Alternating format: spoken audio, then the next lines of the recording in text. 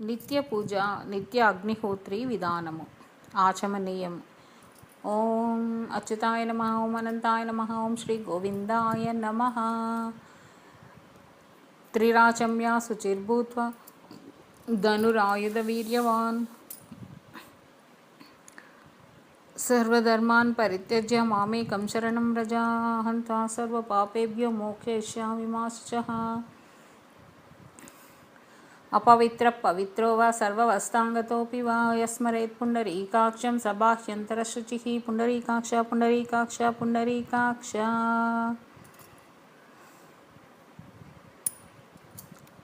श्रीमान् स्वर्णलक्ष्मीनारायण बुधनकुलगोत्रस्य सह कुटुम्बस्य मम उपात् दुरितक्षयद्वारा श्रीपरमेश्वरप्रीत्यर्थम् आयुर्वर्चो यशो फलाभिवृद्ध्यर्थं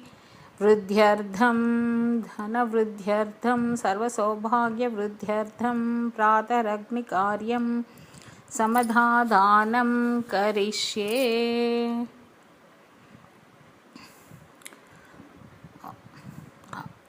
ओम अग्निं व्रतपति मावाहयामि स्थापयामि पूजयामि. అక్షతలు చల్లి ఒక సమిద చేతిలో నేతిలో ముంచి మంటలో ఉంచి అగ్నిలో ఉంచి నమస్కరించి అగ్నిం ప్రజ్వలితం వందే జాతవేదో హతాసనం. అగ్నిం ప్రజ్వలితం వందే జాతవేదో హుతాసనం. సువర్ణవర్ణమమలాం జ్వలంతం విశ్వతోముఖం. అగ్నిహోత్రమునకు మూడు వైపులా అక్షంతలు ఉంచవలెను. తర్వాత అక్షంతలు జలము చేతిలోనికి తీసుకుని అగ్నిహోత్రం చుట్టూ గుండ్రముగా చల్లి నమస్కరించి పరిత్వాగ్నే పరిమృజామ్యాయుషా చ ధనేన చ సుప్రజాః ప్రజయా భూయాసం సువీరో వీరైః సువర్చా వర్చసా సుపోషః పోషైః సుగృహో గృహైః సుపతిః పత్యాః సుమేధా మేధాయ సుబ్రహ్మ బ్రహ్మచారిభిః. జలం తీసుకొని అగ్నిహోత్రం చుట్టూ నాలుగు దిక్కులకు చతురాస్రాకారం కింద బొమ్మలు చూపించిన విధంగా చల్లుకోవాలి. తూర్పు, దక్షిణం, పడమర, ఉత్తరంలో చల్లాలి.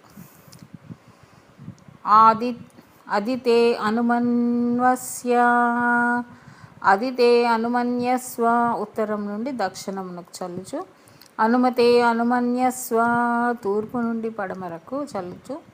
సరస్వతే అనుమన్యస్వ దక్షిణం నుండి ఉత్తరమునకు చల్లుతూ. దేవసవితః ప్రసూవ తూర్పు నుండి పడమరకు చల్లుతూ.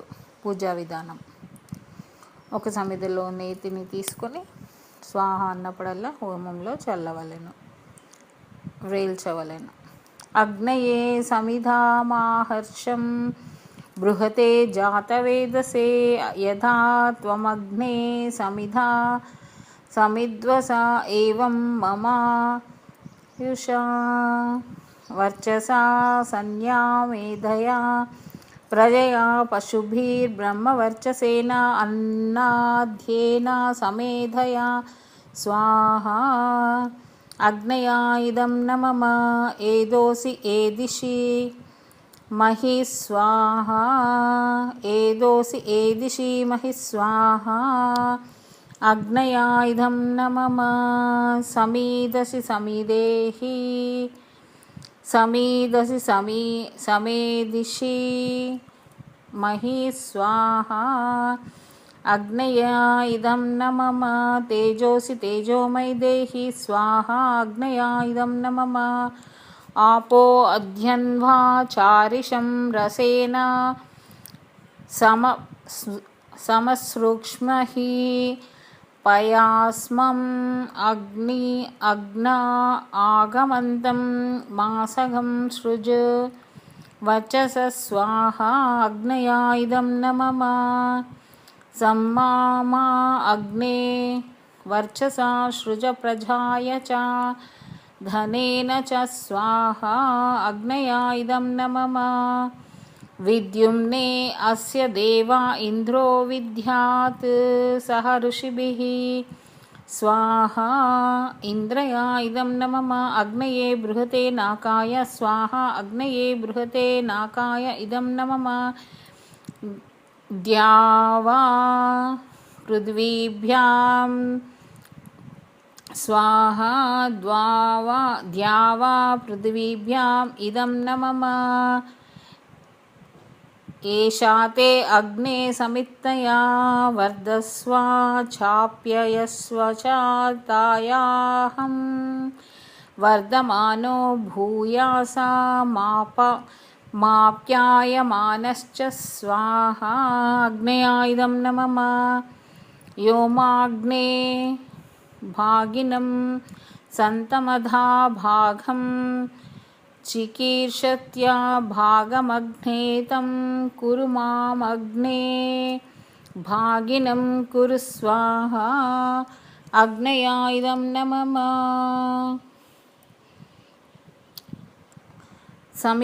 समिदमाधायाग्ने सर्वाव्रतो भूयासं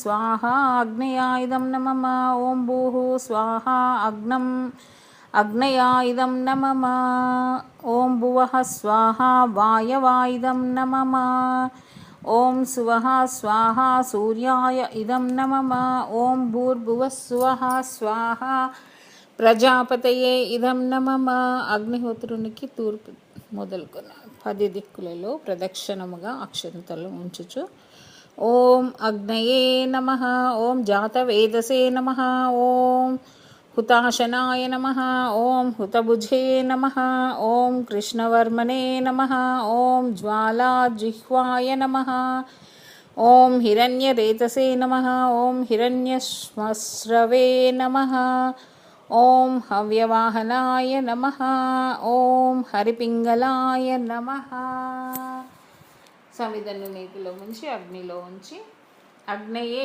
వ్రతపతయే నమః అగ్నయే స్వాహా అగ్నయా ఇదం న మమ అగ్నిమావాహయామి స్థాపయామి పూజయామి తూర్పు మొదలు 10 దిక్కుల నుండి మంటలోనికి నీటిని ఉంచిన సమిధలను వదులుచు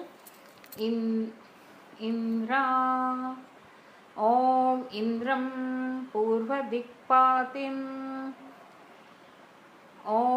ఇంద్రం పూర్వదిక్పతిం లోకపాలక ఆవాహయామి స్థాపయామి పూజయామి ఇంద్రయా స్వాహా ఇంద్రయా ఇదం న మమ అగ్నిః ఓం అగ్నయే దిక్పతిం లోకపాలకమావాహయామి స్థాపయామి పూజయామి అగ్నయే స్వాహా అగ్నయా ఇదం న మమ యమః ఓం యమం దక్షిణాదిక్పతిం లోకపాలక ఆవాహయామి స్థాపయామి పూజయామి యమః స్వాహా యమాయ ఇదం న మమ నిరుతి ఓం నిరుతిం నైరుతి దిక్పతిం లోకపాలక ఆవాహయామి స్థాపయామి పూజయామి నిరుతయే స్వాహా నిరుతయా ఇదం న మమ వరుణః ఓం వరుణం పశ్చిమదిక్పతిం లోకపాలక ఆవాహయామి స్థాపయామి పూజయామి వరుణాయ స్వాహా వరుణాయ ఇదం న మమ వాయుః ఓం వాయుం వాయవ్యదిక్పతిం లోకపాలకమావాహయామి స్థాపయామి పూజయామి వాయవే స్వాహా వాయవా ఇదం న మమ కుబేరః ఓం కుబేరం ఉత్తరదిక్పతిం లోకపాలకమావాహయామి పూజయామి స్థాపయామి పూజయామి కుబేరాయ స్వాహా కుబేరాయ ఇదం న మమ ఈశానః ఓం ఈశానదిక్పతిం లోకపాలకమావాహయామి స్థాపయామి పూజయామి ఈశానాయ స్వాహా ఈశానాయ ఇదం న మమ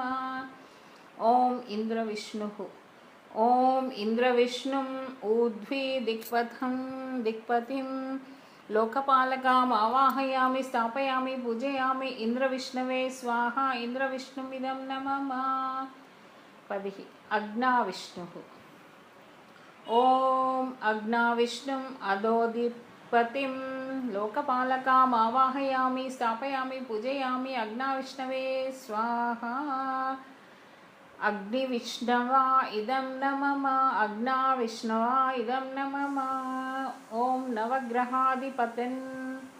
नवग्रहाधिपतीन् देवान् आवाहयामि नवग्रहेभ्यः स्वाहा నవగ్రహేభ్యః ఇదం నమః. ఒక సమిధను నేతిలో ముంచి స్వాహ అనున్నప్పుడల్లా అగ్నిలో వేయవలెను. ఆదిత్యుడు ఓం అకృష్ణేన రజసా వర్తమానో నివేశయాన్నమృతం మర్తంచ హిరణ్యేన సవితారథేన అదేవో యాతి భువనాని పశ్యన్ ఆదిత్యాయ స్వాహ ఆదిత్యాయ ఇదం నమః. సోముడు ఓం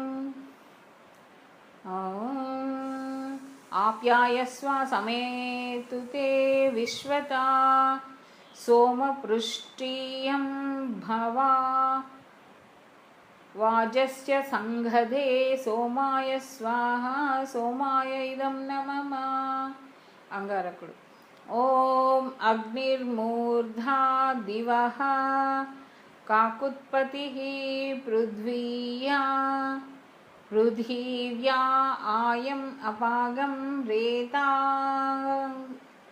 రేతాగంసి జిన్వతి అంగారకాయ స్వాహ అంగారకాయ ఇదం నమః.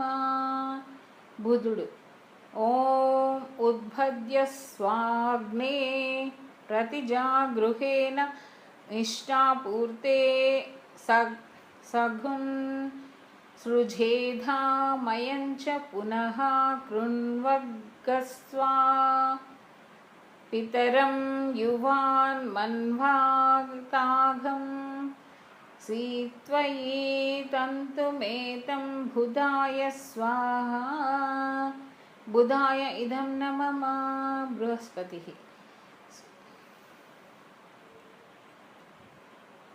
ఓం బృహస్పతే అతి అధుర్వో మోదుగా మాడల్ నేతిలో ముంచి స్వాహ చెప్పినప్పుడు వేయాలి బృహస్పతికి. ఓం బృహస్పతే అతి అధుర్వో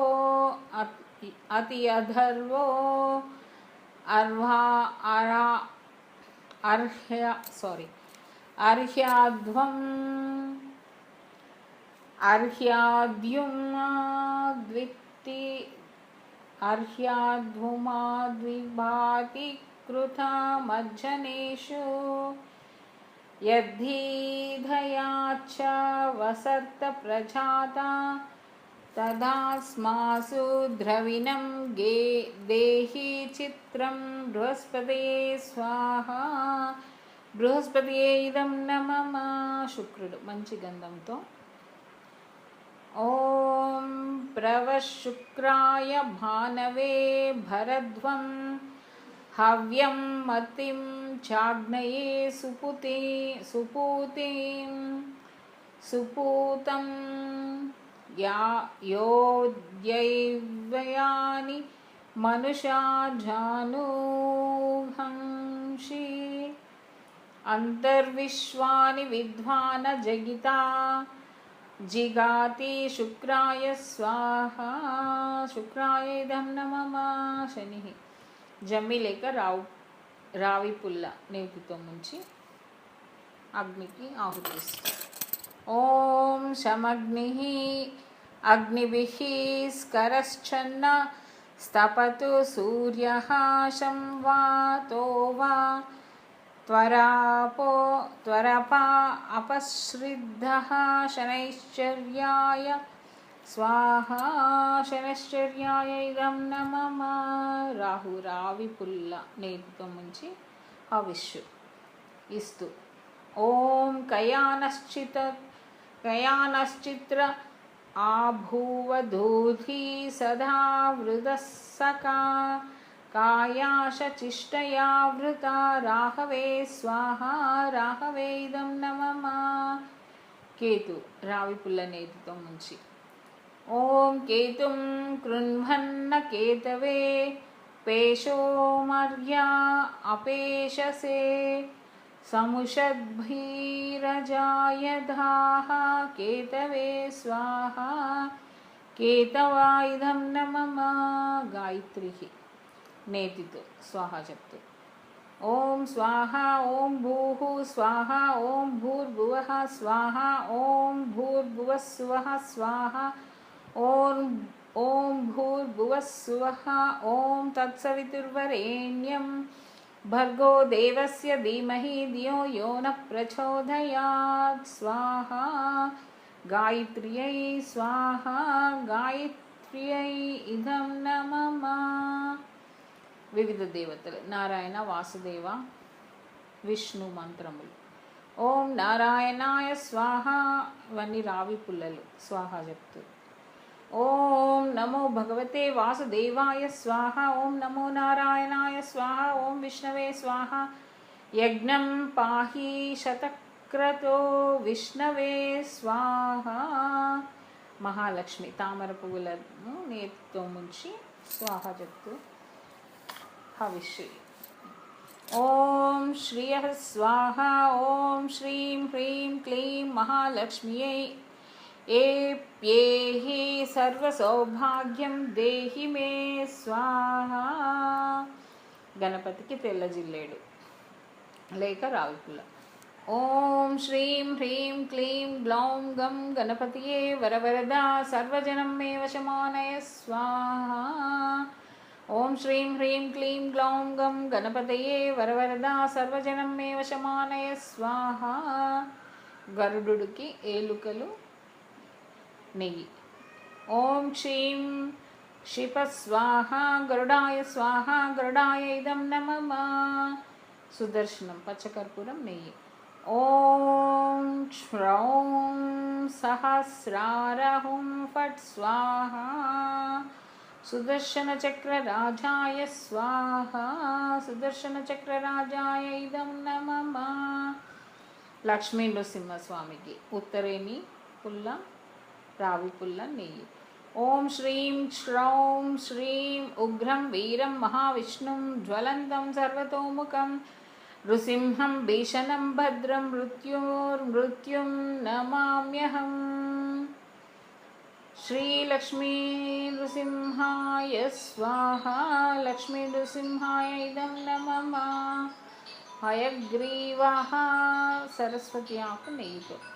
ఓం శ్రీం హసౌం శ్రీం ఉద్గీరా ప్రణవోద్గీత సర్వవాగేశ్వరేశ్వర సర్వవేదామయ చింత్యా సర్వం బోధయ బోధయ. శ్రీ హయశీర్ష వాగేశ్వరాయ స్వాహ హయశీర్ష వాగీశ్వరాయ ఇదం న మమ. బాలగోపాలం తేనె నెయ్యితో 3 సార్లు. ఓం క్లీం కృష్ణాయ నమః ఓం క్లీం గోవిందాయ నమః ఓం గోపీజనవల్లభాయ నమః. వర్షముకి కొబ్బరి కురిడి ముక్క నెయ్యి. ఓం శ్రీం రాజముఖి వర్షముఖి రాజవర్షముఖి స్వాహ శ్యామల కొబ్బరి కురిడి ముక్క నెయ్యి. ఓం ఐం హ్రీం శ్రీం ఐం నమో భగవతి శ్రీ మాతంగేశ్వరి సర్వజన మనోహరి సర్వదుఃఖరంజని సర్వరాజవశంకరి సర్వశ్రీ పురుషవశంకరి సర్వదుష్టమృగ వశంకరి సర్వసత్వవశంకరి సర్వలోకవశంకరి సర్వం మే వశమానయ స్వాహ. వాగ్వాదిని సరస్వతి ఆకు నెయ్యి.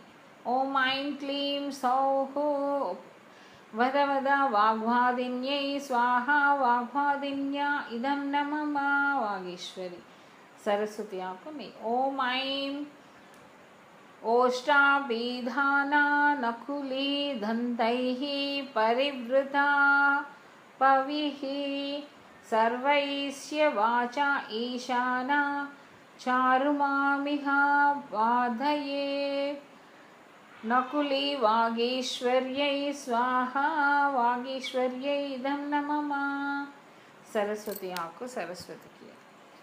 ఓం ప్రణో దేవి సరస్వతి వాజేభిః వజానీవతి ధీనామా వృత్యావత్. सरस्वत्यै स्वाहा ओं सरस्वत्यै इदं नमः गौरी పసుపు లేక రావి పుల్ల నెయ్యి ఓం గౌరీ మీమాయా సలీలాని తక్షాత్యక్షే పది ద్విపది సా చతుష్టది అష్టాపది నవపది బభూవుషి सहस्राक्षर परमे व्योमन गौर्यै स्वाहा गौर्यै इदं नमः प्रत्यंगिरा।